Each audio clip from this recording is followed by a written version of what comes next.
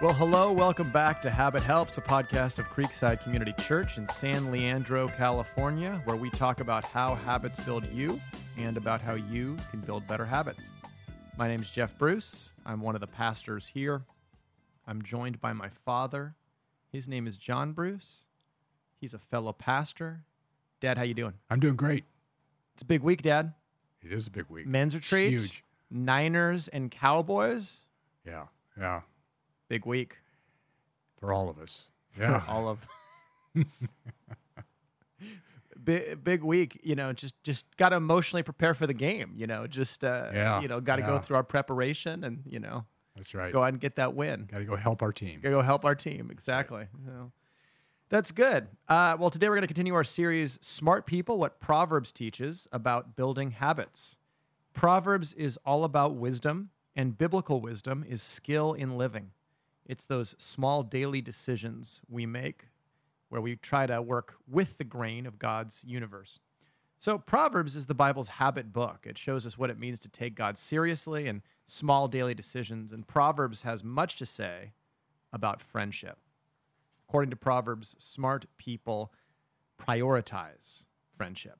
They prioritize their friends, and that's what we've been talking about. Last week, we talked about why we need friends. This week is, how do you make friends? So, Dad, how do you make friends? Where do you want to start? Well, I want to go back to what we talked about last week a little bit about Proverbs 13:20. He who walks with wise men will be wise, and the companion of fools will suffer harm. And so we become like the people we spend the most time with. So choosing our friends wisely becomes a high priority. And I wanted to look at a passage today that isn't specifically about friendship. It's about people God hates. And so, if we love what God loves and hate what God hates, then it seems to be wise and a wise criteria for choosing friends. Dad, is the first step to building friendship hating the right people? Exactly. Is that That's what you're my saying? point. Good. Yes. Good to know. Okay, Yeah. Thank you. Yeah. All right. No, I know God loves everybody, and he doesn't love us because we're lovable. He loves us because he's God. And yet there are characteristics God hates in people. The Bible's very clear about that. Right. He loves people, but he hates some of the things people do. Yep. And if you're a parent, you understand that. You can love your children and hate what they do. You hate what they do. Yep. And so Proverbs 6:16 through 19 reveals 7 things that people do that God hates.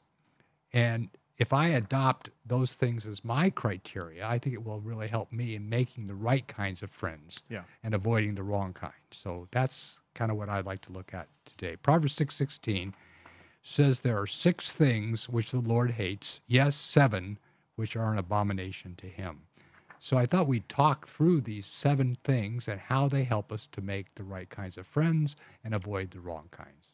So before you look for the right things, you need to know what to avoid. Exactly. The first question to ask when choosing friends is, are they proud or humble? Do your friends tend to look down on others? Do they always talk about themselves? Are they easily offended? Are they arrogant? They're self-important? Do they tend to be cliquey, excluding other people, judging people, condemning people? Humility may not be on the top of our list of people we choose, but I think they're on the top of God's. Because the first thing God hates is haughty eyes. These are people, they don't have to say anything. You can just by looking at them, they're proud, they're arrogant. And you basically say, I'm smarter, I'm prettier, I'm wealthier, I'm more successful, I'm more moral than everybody else. And and that acts as a natural repellent. Yeah. I mean, unless you're trying to get something out of them, I think, that's going to be odious to most people. Yeah. Probably because it brings up the pride in me, too. Well, exactly. As C.S. Lewis said, the reason you hate the person who has to be the center of attention is because they're stealing your show, basically. That you love being the center of attention. So Yeah. So I think there's 3 reasons you don't want proud friends. Okay. One, they're hard to get along with. They don't want friends, they want admirers. And second, pride is contagious. If you're around proud people, you'll become proud too. It's just there's a natural law that goes that way. We become like those whom we spend time with. And finally, pride is dangerous because God is opposed to the proud and gives grace to the humble. And so pride goes before destruction, a haughty spirit before stumbling. And humble people are just, on the other hand, are delight to be around. They are, that's why Paul says, don't be haughty in mind, but associate with the lowly. Pick lowly friends. Pick humble friends because they'll be the best friends. Good. So those are, one thing is don't pick proud friends. Any other thoughts you have about that one? I think they're all checks for us, that here are the things that are going to repel other people. Yes, exactly. So if you are looking to get friendships because you need a listening ear or something like that, it's a great way to drive away anyone who's a prospective friend. Yeah. Yeah. Exactly. Yeah. Good. Let's keep moving through these. Yeah, arrogance seems to be so attractive to us when it's our arrogance. I think the second question that we would ask is, are they honest or deceptive? Can I trust them? The second thing that God hates is a lying tongue. And so God, as far as God's concerned, there are no small issues when it comes to integrity. No white lies. Yep. A false balance is an abomination to the Lord, but a just weight is delight. Is his delight. Proverbs 11:1. Proverbs 16:11. A just balance and scales belong to the Lord. All the weights of the bag are his concern. So God loves truth, hates falsehood, and that's why Proverbs 12:12 says, "Lying lips are an abomination to the Lord, but those who deal faithfully are his delight." So if he delights in those who tell the truth, we should look for people who tell the truth. Yeah. You want friends, not fans. Yeah. Just people who will tell you what you want to hear. Yeah, exactly. That's another element of this. That you want people who are honest, who don't believe the hype about you. Exactly. And if you just have admirers, you're not going to have good friends. Yeah, no, that's good. So if you can't trust your friend to tell you the truth, who can you trust? Yeah. You got to have friends, are the people who you should be able to rely on to give you a clear indication of what's going on. Third question to ask in choosing friends, according to this proverb, are they tender-hearted or cruel? Third thing God hates, and hands that shed innocent blood. So murderers. Yeah. Don't be friends with serial killers. Our axe murderers. Okay, good. Check. Yeah, good. So that one takes care of that one. This is more, of course, than physical violence. It could also be emotional or psychological violence. It's just basically about abusing people. Yeah. Abusing the powerless, victimizing the weak. These are bullies. You don't want to have bullies for friends. Yeah. People that are insensitive people who bless their neighbor with a loud voice in the morning. It'll be a reckon to a curse to them. A true friend doesn't think about so much what he needs. He thinks about what you need. So he's sensitive to you. Yeah. Doesn't run over your feelings, your plans, your dignity, even in his attempts to help you. So I think a kind, sensitive friend is absolutely essential. Any thoughts about that? Yeah, I mean, cruelty is contagious too. Yeah.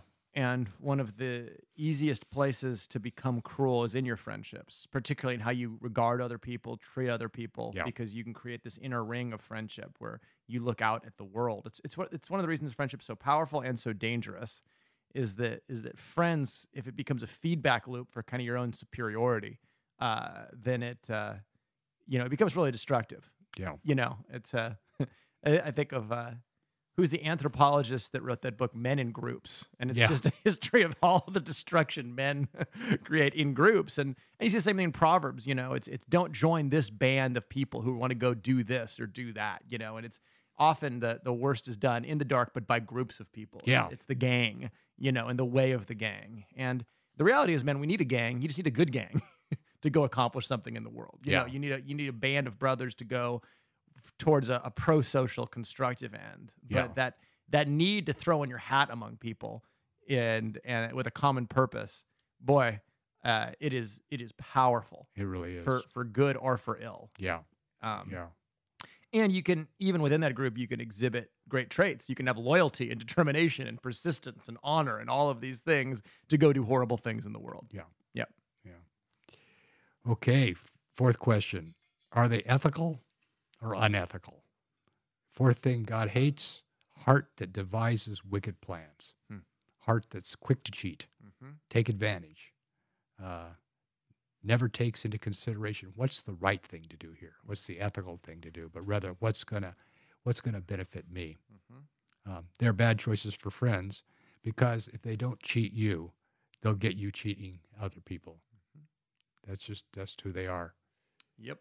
Remember a story about Teddy Roosevelt, who that was when he was working out on a ranch. He had a ranch out in I think Montana. Anyway, he and the cowboys were out branding stray cattle once, and they found a cow, and they knew it was their neighbor's cow. Though it wasn't branded because he knew it wasn't one of his, and he noticed his one of his workers getting ready to brand him with their ranch, and he says, "What are you doing?" He says, "Cow's on your property, he belongs to you." And he says, "No, that's our neighbor's plan. We need to put our neighbor's brand on him and turn him loose." And the man said, "No, that's not the way things are done." And Roosevelt immediately fired him. He said, "Go pick up your stuff. You're fired because if you'll cheat for me, you'll cheat me." Yep. And that's the idea. So you don't want somebody basically who's a cheater. Yeah. That's the idea there. Fifth, are they principled or easily tempted? Fifth thing God hates is feet that run rapidly to evil. So I think the person Solomon is describing here is a person who's drawn to sin like a moth is to flame. Yeah. They can't resist. They have no clear convictions, no lines they refuse to cross. They're without principles. Yeah. And they're at the mercy of their own immediate feelings. And you will be drawn into that if you're not careful. You've got to really see where is a person's lines. Yeah. I mean, friendships form around virtue and friendships form around vice. Yeah. I think is what stands out to me. And like, if you become addicted to drugs, the most accepting, wonderful community in the world will be other drug addicts. Yeah. Yeah. They'll be the most supportive, the most understanding, all of those things, and grease the wheels to your own destruction. Exactly. And so again, it has to do with the contagious nature of friendship. Yes. Yeah. Exactly. No, that's good. Temptations, I find, don't usually sneak up on you.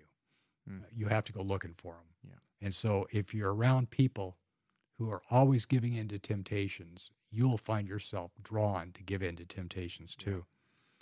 Proverbs 14:16 says, "A wise man is cautious and turns away from evil, but a fool is arrogant and careless." And I find that when I hang around people who don't have convictions, it's just a lot easier to fall in with them than to take a stand. I remember when I played rugby, there was a guy on our team. It was a great guy. He was a very, very friendly guy, and always had a good time. But noticed him becoming more and more withdrawn and more sad and stuff like that. And I finally asked him, "What's going on with you?" And he says, "Oh, my life is such a mess. I don't know how this happened." But he was married, had a child, but he also had an affair with one of the hanger-ons around the rugby team. And she got pregnant, and now she wanted him to leave his wife for her, and he was struggling with, well, in the end, he lost his marriage and everything. And he said, very interesting, "I just don't know how this happened to me." And I thought, well, I know how it happened. You were hanging around a very wild group of single men, and you began to embrace their lifestyle and got caught up in all the things they were caught up in. You didn't guard yourself from that. And it was a great warning for me of how easy it is to be conformed to the group we hang around with. Yeah. Yeah, and there's a kind of one-upsmanship that happens in, and maybe it's more characteristic of men, but it's sort of like, when you get into that lifestyle, it almost becomes a competition to outdo one another. Yeah, yeah. And you can either have a vicious cycle or a virtue cycle of that. But that sense of hierarchy is always there. Yeah. And one-upsmanship. And I just think about more benign examples, but TPing a house in high school. And there's always the guy who has to say, let's do something to the lawn next, or let's do, you know what I mean? And it's always that next thing of who can push the limit the furthest. But eventually someone crosses the line. Yeah. No, sin invades our lives through small, soft choices. Mm-hmm. If it's hard to sin, most people won't sin. Yep. If it's easy to sin, most people will. Yeah. And so you just have to, that's how you choose your friends. Yeah. Sixth question, are they trustworthy? Are they a gossip? Mm-hmm. Sixth thing God hates, a false witness who utters lies. So this is the second time that lying is mentioned, but which shows how much God values truth. But this time, Solomon's talking about a specific kind of a liar, those who lie about others, slanderers, gossips, people who are quick to pass or damaging information. And so another question is people, as I'm choosing a friend, are they trustworthy, or are they going to go gossip about me when I'm not around? Yep. So same principle. They do it behind you. If they do it to you, they'll do it behind your back. Exactly. Yep. Exactly. And then finally, seventh, are they constructive or divisive? The last thing that God hates, and one who spreads strife among brothers. I remember my first church job, I made a friend, very friendly guy, seemed to be very spiritual. And yet I found the more time we spent together, the more time he was criticizing the other staff members. And just was constantly criticizing. And it really shaped the way I viewed my fellow staff. And I was too stupid then to realize what was happening. Yeah. But I valued his opinions, and that really changed the way I looked at my fellow staff members. And I had to finally repent of that and distance myself from him and begin to really get to know the staff and find that what he was saying was by and large wrong. Right. And he was just a critical guy. Yeah. And in almost every instance, if someone is relentlessly critical like that, it says more about them than the people they're criticizing. Oh, yeah. Yeah. That I think it's really important for anybody in a leadership position there, when you think about friendship, people can want to form relationships with you for all sorts of reasons. Yeah. And if you have a position of power in any way, to be really reticent of that fact or mindful of that fact, that people could have ulterior motives for wanting to be in a relationship with you. And if it's to try to shape or sway you in some way to do what they want you to do, that's something to be very cognizant of. Yeah.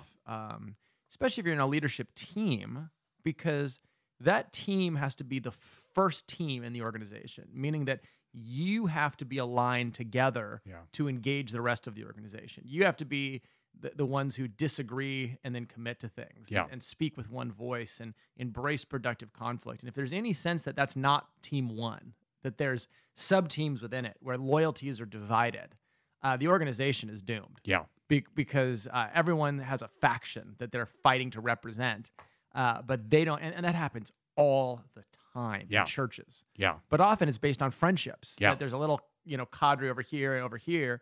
That you have to have a sense of loyalty to this team first, that we're going to work this out. We're going to figure it out. We're not going to go separately and complain about each other. Yeah.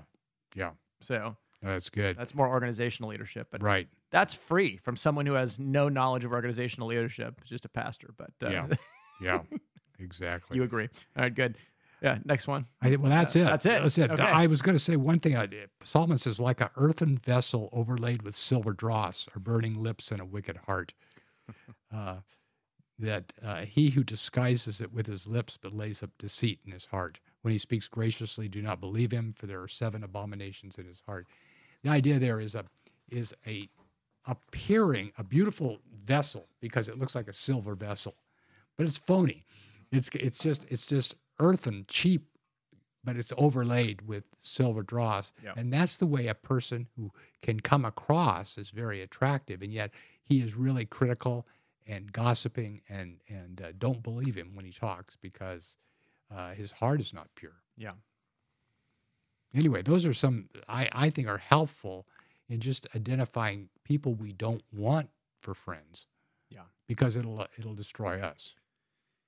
Yeah, and what's interesting about that is the assumption that we're supposed to be intentional in choosing friends. Hmm. Yeah. Yeah. Because I think we're intentional in choosing a spouse, uh, more often than not. We're intentional in choosing a coach or Yeah. someone that want to mentor us. But friends are often happenstance. It's more proximity than priority. Yeah. It's just I happened to be around these people, and then they became my Yeah. friends. And Proverbs would call them companions. Yeah. The people you just kind of end up hanging out around. Yeah. And the Yeah. companion of fools suffers harm. Yeah. The bros, as Yeah. we would say today, Yeah. you just end up hanging around these guys just because they happen to be on your team or they happen to be in your social circle or whatever, but they're not the kind of people that, Yeah. that you should. And I think we all know that when we counsel our kids, pick good friends, when you're in middle school or high school, but we don't take that into account later in life that no, I'm not going to form my friendships based on convenience, but conviction. And I think the reason that happens is because we don't intentionally make friends. Right. Friends have just kind of got to happen. Yeah. And that's why it's easiest to have friends when you're in college or in school because the people are right there. Yeah. And you just kind of fall in with a group. Yeah. But once you get out, you have to be more intentional really about making friends yourself, or you won't have any friends. Mm-hmm. You've got to be the one that reaches out. And a lot of people don't want to do that. Yeah. But it's absolutely essential. Yeah. It's good. So that's good on what to avoid. I think this is a hard time to make friends. Mm-hmm. People, as the generation gets younger, they get lonelier in the data, and I think so much of our lives are remote now and mediated through technology. It's hard. It's challenging to build friends. It is. So what steps can we take? What would Proverbs commend for forming lasting friendships? You can't see people's hearts right away. Yeah. But you can guess there's probably going to be more good friends available in certain settings than in other settings. Right. So I think frequent those settings. Right. For example, I think that's one reason to be regular in church. Yeah. Because if you're looking for people who love God and want to please Him, you'll probably find them more likely in church than at the local bar. Right. And so I think that's one thing is you've got to be where the kind of people you want to befriend are going to be. Right. That's the first thing.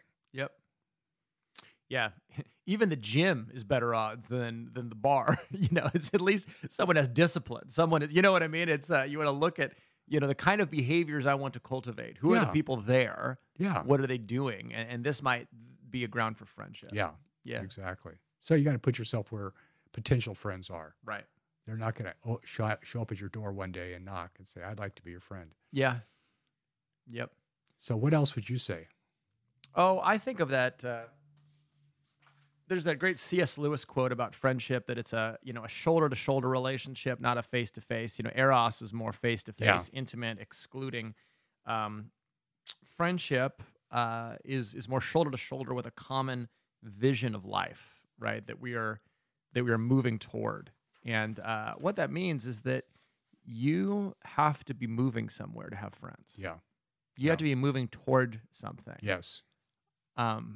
Because if you're not, then you have no fellow travelers. And C.S. Lewis says it rather bluntly. He says, that is why those pathetic people who simply want friends, quote unquote, can never make any. The very condition of having friends is that we should want something else besides friends. Yeah. And so I would say if you're lonely, do you have a purpose in life greater than just kind of going to work? Yeah.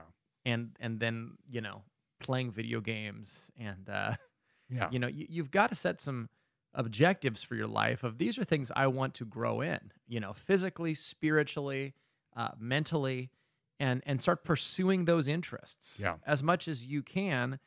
And then Lewis calls it the secret thread, the thing in every friendship where you meet the person and you finally find the person who thinks the way you do or has the same thoughts or aspirations. And you go, oh, me too, and finally it happens. And I remember that secret thread in college when I finally discovered that with other guys my age. And it was like the light bulb went off. Yeah.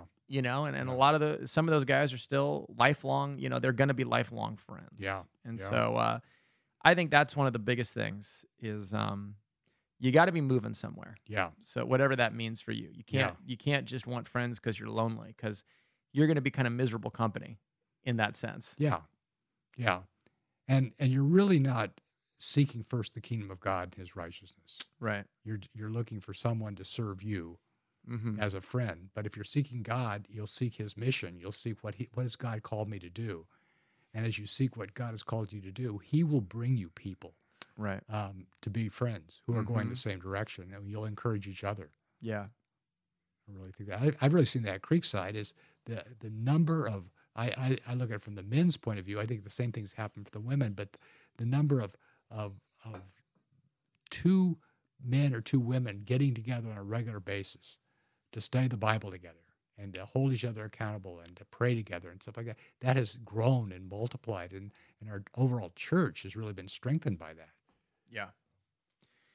Yeah, and I think the reality is it's going to be a little bit trial and error, and and I think that's what you got to understand is like part of putting yourself in the situation to make friends, and whether you're more introverted or extroverted is going to have something to do with this. But I think you got to put in the time in the settings. So for instance, like if you are the person who comes 5 minutes late to church and leaves right when it's out, you're not going to make friends at church. Yeah. You've got to be willing to, for the fellowship time, after service, be the kind of person who lingers. Yeah. And even just being around people, listening to conversations, talking, showing interest in other people. I think that's probably for more introverted people, the challenge is just putting in the time because it takes more energy. Yeah. The extrovert's challenge is not just being friendly to everyone, but really prioritizing friends. You get such a high out of just making connections and moving on. Yeah. And I'm a woo on the Strengths Finder, and that's what they say. That's my number one strength apparently is winning others over. And but what they say is you kind of get addicted to making that first impression and then moving on. Yeah. And that's me. I'm just drawn to new people like moths to a flame to make a good impression. And it kind of can get phony unless you really say, no, these are the friendships I'm going to prioritize. Yeah. So I think that's one thing I would say. And then, once you find those people who are real prospective friends, here's the next kind of awkward step is like texting them for no reason or calling them just to check in on them. And that could be an awkward thing at first, to just say, hey man, how was your week? Yeah. How's it going? And it kind of feels brittle and weird at first, but the more you do that, the more they kind of become a natural conversation partner in life. Yeah. And, at this point, I'm blessed to have a couple friends where we know we're driving at the same time. And we'll talk every week. And, one of them lives close, one of them lives far away, but it's the friendship has become a constant conversation. Yeah. And, boy, it's invaluable. Yeah. I can't imagine my life without those kind of friendships. Yeah. So those are a few things that I would say. Good. Yep. Well, to summarize, there's no cost-free friendships. You're going to have to work a little bit to get them and to maintain them. Yep. Yeah, and friendships have to be aspirational. They have to be mutually challenging. Iron sharpens iron. And so it's a little different than a discipleship relationship. There's going to be times in discipleship where you're pouring into someone and it doesn't feel very reciprocal. Right. It's just you're trying to build this person up. And that's great. That's more like parenting. Yeah. Than friendship. But eventually your kids become friends, hopefully, your relationship with you, just like, oh gosh, Jeff's a leech. But eventually it's become more reciprocal. But yeah, there has to be something aspirational of friends. So you see something in them and you think, I want to be that too. Yeah, so that's good. Whether it's physical discipline, whether it's just their intellectual curiosity and their skills, their competence, maybe it's the way they treat their spouse, the way they engage with their kids. There's got to be something about them that you admire. Yeah.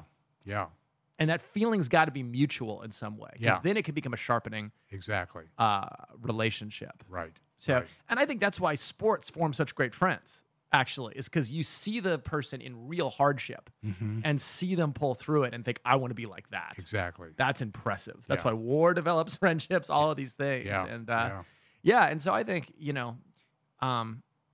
any common purpose or mission that you can engage in together too is really the way to build friendships. Yeah. Especially for men.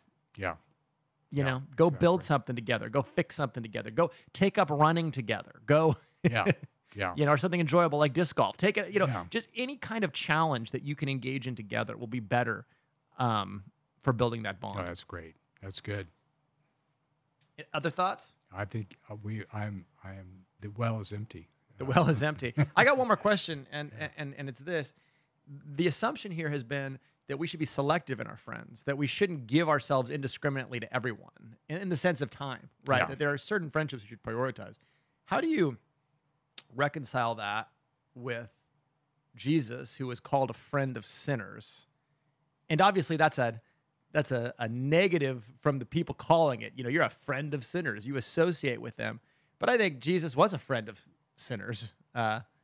Obviously, he befriended us. And Yeah. so how do you balance that between the reality that we're supposed to love unconditionally and that we're called to reach lost people, even very dysfunctional lost people, with the reality that, you know, bad company corrupts good morals, which is what Paul says in 1 Corinthians 15, and those who walk with the wise become wise, all of those things. So do you see the tension that I'm trying to surface here? Yeah. Yeah.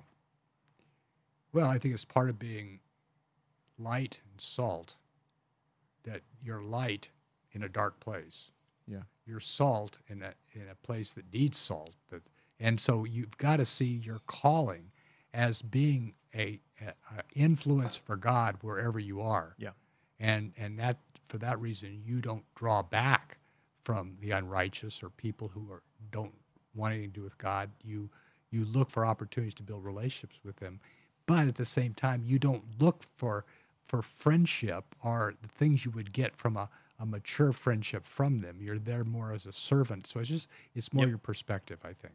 Yeah, it's friendly to all, friends to a few. Yes. Is Yes. I think the distinction. And I would say too that if we're called to be salt and light, light will draw people and light will repel people. Right. Naturally. Right. Not by being some, you know, weirdly outspoken Christian and Yeah. trying to create a crisis in every relationship, but just you living out your convictions is gonna draw people and it's gonna repel people. And the people who are continually disinterested or hostile toward the Christian faith, who you are around, Jesus didn't invest in those people. Right. He kept Right. on moving. Right. And then some people are going to be drawn, and it's worth forming a deeper relationship. And Right. so I think that's it. And I think it's a matter of influence too. It's that, you know, what relationships do I have where the influence runs both ways? Yeah. That's That's it. that's really the question. Yeah. So Yeah. Well, that's a good answer. cool. Well, just wanted to bring that up because I think good. it might be a question that listeners are asking. So hey, listeners, thanks for listening to podcasts. Here's my recommendation: turn off the podcasts now. Don't listen to another one of these podcasts or any other podcasts. You know what you should do?